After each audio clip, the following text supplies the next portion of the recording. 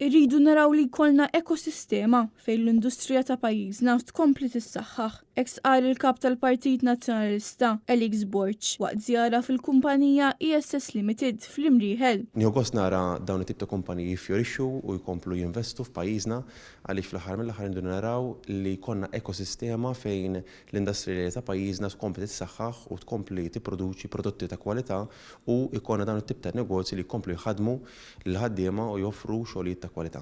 Matul iż-żjara l-kap tal-Partit Nazzjonalista seta' jara miqrib ix-xogħol tekniku li twetta ISS, il-proġetti li tinsab għaddejja bihom, kif ukoll il-viżjoni tal-kumpanija favur soluzzjonijiet sostenibbli. Huwa faħħar l-impenn tal-kumpanija lejn l-innovazzjoni u sostna li intrapriżi bħal ISS huma kruċjali biex Malta tibqa' kompetittiva fl-oqsma tal-infrastruttura u t-teknoloġija.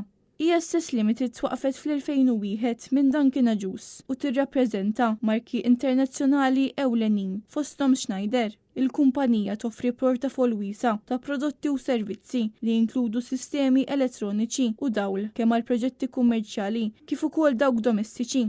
F'komment lil Net News, il-fundatur tal-ISS Limited, Duncan Juice, qal li jixtieq jara li l-kumpanija tkompli tespandi u tidħol fis-swieq internazzjonali. Kumpanija llum qed narawha li noħorġu fis-suq internazzjonali billi qed nibnu u nimmanufatturaw switchgear għal pajjiżi fin-Nord Afrika.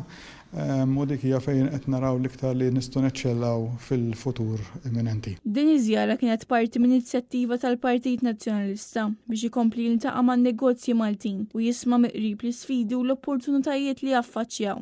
Preżenti kien hemm ukoll ix-Shadow Ministers Ryan Kallus u Mark Anthony Sammut flimkien mal-kandidati għall-elezzjoni ġenerali Federica Aquilina u Marilena Gauci.